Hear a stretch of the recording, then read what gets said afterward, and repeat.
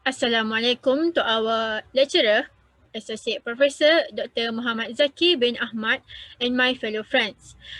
We are from Group 4. We present to you about Malaysia's contribution to the development of Law of the Sea Conference (LOSC) in legal regime. My name is Nuaina Afika binti Muhammad Yusof and my group mate are Rabiatul Aini Aliza binti Mahmuzah, Fatin Sazwani binti Abdul Wahab, Fatin Aiman binti Fazilah, and the last one is Siranjif Ram anak lelaki S. Sanjeevi Rama. So, these are the content that we will present today. The first one is about the introductions. The second one is about the objective. The third one is about the background of the UNCLOS 3, negotiation and operational procedures of UNCLOS 3, Malaysia contribution in the drafting of the legal text of LOSC, and the last one is conclusions. So, I will pass the presentation to the next presenter, Rabiatul Aini Aliza. Thank you, Aina. And I will continue on the introductions. Before that, I am Robiatul Aini Aliza. The first UNCLOS in 1958 were held and happened in 1 month. And from that, it managed to produce 4 conventions. However, it also resulted to fail. The second UNCLOS in 1960s, there are no conventions and it also failed. The development since the United Nations Conference on the Law of the Sea held in Geneva in 1958 and 1960s have emphasized the need for a new convention on the law of the sea that is generally acceptable. The third UNCLOS in 1973 until 1983, there have been more than 160 states and observers. After so many years spent for this conference, the final text finally adopted on 30 April 1982. Malaysia has signed on 10 December 1982 and ratified late on 14 October 1996. In a major way, it was this UNCLOS that paved the way for the now existing nautical law. UNCLOS, as the currently prevailing law of the sea, is binding completely. There are 70 parts, 220 articles, and 9 annexes to UNCLOS. The law of the sea provides for full money rights to nations for a 200-mile zone by their shoreline. The sea and oceanic bed extending this area is regarded to be exclusive economic zone, EEZ, and any country can use these waters for their economic utilization. Malaysia contribution in the UNCLOS has played a vital role in defending her right on the sea or in the functional areas of the nautical law. That is all from my part, and I will give this stage to Siran. Thank you, Ruby. My name is Siranjif Ram, and I'll be discussing about the background of UNCLOS 3, where it will be divided into 3 parts: the location and session, composition of delegation, and negotiation block. Let's go to the location and session. The table briefly shows the session's place and the year in relate to UNCLOS 3. Basically, the United Nations Conference on the Law of the Sea convened in New York, 1973, with more than 160 nations participating, where the conference lasted until 1982. It lasted for close to 9 years from 1973 to 1982 and covered 11 sessions. The demanding mission was brought to a successful conclusion in December 10, 1982 during the final 11th session, when 131 states signed the UNCLOS in Montego Bay, Jamaica. All these sessions were held in mainly New York, Caracas, Geneva, and Montego Bay in their respective United Nations headquarters. Moving on to the composition of delegation, the conference elected Hamilton Shirley Amirasinghe from Sri Lanka as its very first president. He became the president although he was no longer a member of his national delegation, Sri Lanka. On the death of Hamilton Shirley Amirasinghe on 4 December 1980, which was around the time the 10th session should commence, the Secretary General of United Nations acts as the temporary president for the 10th session. The conference then elected Tommy Tibikoh from Singapore as president on 13 March 1981. As stated previously, more than 160 nations participated in the conference. They are Afghanistan, Albania, Algeria, not to forget Malaysia, and many other countries I can't mention as there are 160 of them. The list of countries participated could be obtained from the official United Nations website. Besides 160 nations, the non-governmental organizations, NGOs, and intergovernmental organizations participated in the conference as well. There were 19 IGOs and 42 NGOs respectively, where they contributed mainly as an observer. They brought independent experts to meet with delegations to enable delegates to have an independent source of information on technical issues. Furthermore, they are responsible to assist representatives from developing countries to close the technical gap between them and the developing countries. The IGOs, as I stated, there were 19, consists of Andes Development Corporation, Asian African Legal Consultative Committee, Commonwealth Secretariat, and many among others. On the other hand, the 42 NGOs consist of International Chamber of Commerce, International Confederation of Free Trade Unions, International Cooperative Alliances, and other 42 NGOs that I mentioned. To look in the Malaysian nation context, Malaysia signed UNCLOS on 12 December 1982, together with other countries, when it was first opened for signature, in which Malaysia ratified it on 14 October 1996. As the table shown, those are the lists of Malaysian delegates throughout the UNCLOS sessions. It compromises of individuals such as Mr. Lal Bohra, Mr. Abdul Qadir bin Yusuf, Sharum bin Abdul Majid, Mr. Hashim bin Ahmad, Mr. Kamaruddin, Mr. Selvan T. Ranathan, Mrs. Sharima, Mr. Haji, Mr. Ainum, and Mr. Ghazali. All this shows that Malaysia was actively involved during the conference. That's all from my part. I would like to pass my presentation to Fatin to continue on the background as well, related to the negotiation block. Thank you. Thank you, Siren. Assalamualaikum and good afternoon. My name is Fatih Shazani and I will continue the presentation with negotiation blocks. There were several negotiation blocks that voiced out their interest during the developing LOSC process. The first group is the Asian group. The Asian group consists 41 member states such as Malaysia, Vietnam, Singapore, Qatar, and many more. The chairman of the Asian group is Mr. Al-Jubairi from Qatar. The common interest of this group is to pursue their interest of claiming 200 nautical mile delimitation of EEZ. The second group is Group 77. Group 77 is the group that compromises developed and developing states. However, the majority participant of this group is from developing states. Group 77 is the leading negotiation bloc for the developing states. The common interest of this group is to develop the common position where it could, particularly on the seabed beyond national jurisdiction issues. The third group is Straight State Group. The Straight State Group are not doing so much in developing LOSC process. However, this group successfully voiced out for the clarification on the issue on the concept of transit passage regime for the strait and to separate the transit passage regime with the archipelagic sea lane passage regime in the archipelagic water. The fourth group is the archipelagic state group.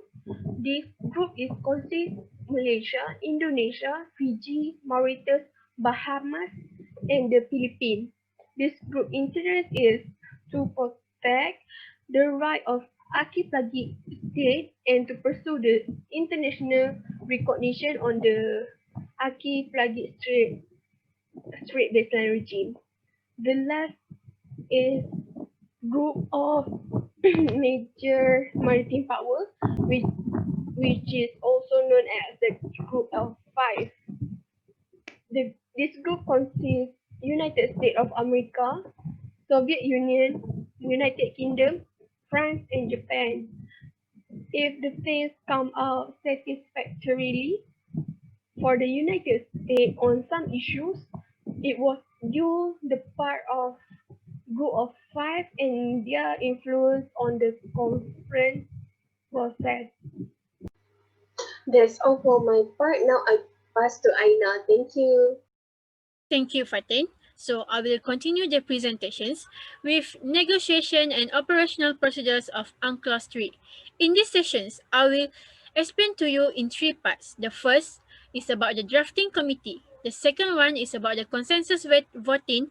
And the last one is about the package deal. So we go into the first one, which is drafting committee. During the 1960s, the unresolved territorial sea and fishery issues combined with newer issues, such as the legal regimes for mineral resources of the deep ocean floor beyond area of national jurisdictions, and the worldwide movement for protections of the environment to create UNCLOS 3. There are some 115 delegations delivered political statements in the plenary of the conference. Soon, however, the major work of conference shifted to three main committees which largely reflected the divisions of work established earlier in the Seabed Committee. So there are three committees, the first one, the second committee, and the third one. The first committee will deal with the seabed and the ocean floor and the subsoil trough beyond the limits of the national jurisdictions. The second committee will deal with the general law of the sea, including in particular the territorial sea straits, economic zone, continental shelf, high seas, landlocked states, excess of archipelagos, region of island, enclosed or semi-enclosed seas. The third committee will deal with the marine environment, marine scientific research and transfer of technologies. So, at Caracas, the first and third committee proceeded rather quickly in informal meetings to reduce the number of alternative formulations in the draft text inherited from the Seabed Committee. The second committee, however, entered into laborious deliberations on the subjects and issues allocated to it. Finally, after two complete revisions, 13 informal working papers were consolidated into a main trans document containing over 400 provisions on second committee topics and many other alternatives. So, the second part, I will explain to you about the consensus voting and the package deal. Consensus as the mechanism to make a decisions. Consensus is the original method in the conference to reach a decision, which means the state will give their consent and compromise on the substantive matter in the agreement. Buzan, in 1981, argued that the consensus system assures that decision-making at convention will not be dominated by the numerical superiority of any group of nations. This is because to avoid the majority vote from the minorities group. Now, let's move on to the package deal. A package deal is a deal or trade-off that encompasses several issues and must be accepted as a whole. Package deal is a procedure to be allowed at the conference sessions to ensure the effectiveness of the meetings where the work among the committees could progress at the same pace. This is a comprehensive approach that all the main problems are addressed with fair giving between interested parties and interested groups. So, that's all from me. I will pass the presentation to the next presenter, Fatin Sazwani. Thank you, Aina. And hi, I am Fatih Shazwani, and I will continue the presentation again with the Malaysia contribution in the drafting of the legal text of LOSC. There were several contributions that made by Malaysia during the drafting process, which is the first, the marine state traditional use and the access to archipelagic water. Second is the protection of marine environment pollution in the international strait. The third is specific legal regime in the exclusive economic zone. The first contribution that made by Malaysia during the LOC drafting process is based on the neighboring state traditional use and access to archipelagic water issues. These issues were discussed on Article 51 of LOSC, which focus on navigational and fishing access in the right of archipelagic water. Malaysia support this article because Malaysia wants to secure their interest in archipelagic water. Malaysia also concerned with the claiming made by the Indonesia on the east and west Malaysia water, which can affect Malaysia fishing area. However, before the establishment of LOSC, there were 4 existing agreements between Malaysia and its neighboring states. The first one is Continental Shelf Boundary Agreement in 1969 between Malaysia and Indonesia. Second is the Malacca Strait Boundary Agreement in 1970, also Malaysia and Indonesia. The third one is Malaysia, Thailand, Indonesia, Malacca Strait Boundary Agreement in 1971. The fourth one is Jakarta Treaty 1982. In Jakarta Treaty 1982, Indonesia allowed Malaysian fishermen to fish by using the traditional method in the Indonesia archipelagic water, which is in Anambas Island. It also recognized in LOSC as this issue were one of the main issues that are discussed in Article 51. Now I pass to the next presenter, which is Fatin Aiman. Thank you, Fatin. Assalamualaikum. My name is Fatin Aiman, and now I'll be continuing with explaining Malaysia's contributions during the drafting process of the Third Convention of the Law of the Sea. Malaysia was a strong advocate for the prevention of marine environment pollution, and during the drafting process, non-archipelagic states, such as Malaysia, were tasked with clarifying the exact rights of coastal states used for international navigation under the new regime of transit passage. As the lead coordinator of the Strait States, particularly for the Malacca and Singapore Straits, Malaysia was more directly concerned with the control of navigation and prevention of pollution in the Straits. At the second session of plenary meetings of UNCLOS 3, the chairman of Malaysian delegation to the conference reiterated that Malaysia was very conscious of the grave danger of marine pollution.